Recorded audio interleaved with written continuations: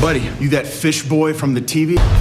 안녕하세요, 다크썸입니다. 2013년 맨 오브 스틸로 시작한 DC 확장 유니버스는 거듭된 실패를 겪으며 깊은 바다에 가라앉은 아틀란티스 마냥 몰락하고 있는 상황. 긴 설명 안 해도 다들 아실 거라 생각합니다. 영화 아쿠아맨은 그런 DC의 희망, DC의 동아줄, DC의 구원투수, DC의 생명줄이 달린 영화죠. 제임스 원 감독의 DC 데뷔작으로 화제를 모으기도 했던 아쿠아맨은 2017년 팬들마저 감싸줄 수 없는 망작 중의 개망작 2017년에 야심차게만 선보였던 영화 저스티스 리그 이후 DC가 야심차게 준비한 영화입니다. 아쿠아맨은 2015년 배트맨 대 슈퍼맨 저스티스의 시작이란 영화에서 처음으로 스크린에 등장했었는데요. 이번 영화에서는 반은 아틀란티스인이고 반은 인간인 주인공 아서 커리가 슈퍼히어로 아쿠아맨으로 재탄생하는 스펙터클한 여정을 다루고 있습니다. 그리고 이 영화는 여러 장르와 이야기를 섞어놓은 느낌이 강한데요. 일단 주인공 아쿠아맨의 본명 아서 커리라는 이름에서 알 수 있듯이 이 영화의 서사는 영국의 전설에서 기원하고 있는 아서왕과 엑스칼리버라는 신화적 모험 서사를 모티브로 만들어졌다는 걸 알 수 있습니다. 진정한 왕인 아서만이 뽑을 수 있었던 엑스칼리버처럼 이 영화에서 왕의 징표인 아틀란의 삼지창은 매우 강력한 힘을 지녔으며 아틀란티스의 진정한 왕이자 영웅만이 뽑을 수 있는 전설의 무기로 묘사됩니다. 아서왕과 엑스칼리버의 전설은 이미 전세계에서 다양하게 변주되는 소재인데요.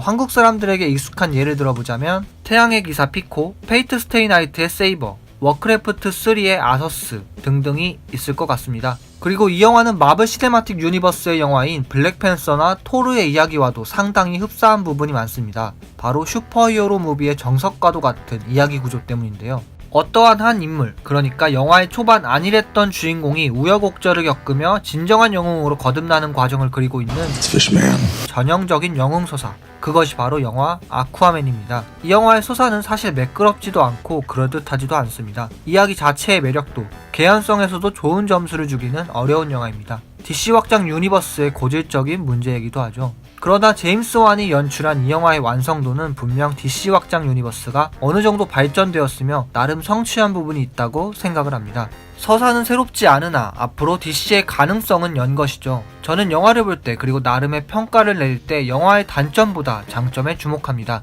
아마 세상에 단점이 없는 영화는 없을 것입니다. 그럴수록 그럼에도 불구하고 그 영화만이 갖고 있는 매력과 장점을 주목하는 것이죠. 이 영화의 장점은 뚜렷합니다. 비록 거대한 서사는 새롭지도 않고 개연성도 많이 아쉽지만 영화에는 볼거리가 많고 자잘한 스토리와 캐릭터들이 매력적이며 이 영화가 구축한 아틀란티스라는 영화 속 세계는 참으로 신기합니다. 그런데 개인적으로 더 재미있는 것은 이 영화 아쿠아맨을 마블 영화라고 해도 이상할 게 없겠다 싶을 만큼 영화가 참 마블스럽다는 게 조금 찜찜하긴 하네요. 뭔가 DC다운 건 확실히 없긴 하죠.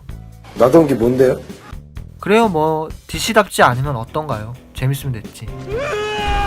저는 스크린X로 영화를 보았습니다. 개봉 전부터 스크린X로 보면 좋겠다는 생각이 들었었고 개인적으로 아쿠아맨 스크린X에 만족을 합니다. 다만 영화 속 해저도시 아틀란티스가 너무 오색찬란해서 너무 유치한 거 아닌가 하는 아쉬움이 강하게 남지만 이건 취향 차이일 것 같습니다. 그리고 저는 이 영화의 초반을 후반보다 훨씬 높게 평가하고 싶습니다. 이 영화의 초반에 등장하는 맷집 좋은 아쿠아맨의 맨손 격투는 마치 한국의 마동석을 떠올릴 만큼 터프했습니다.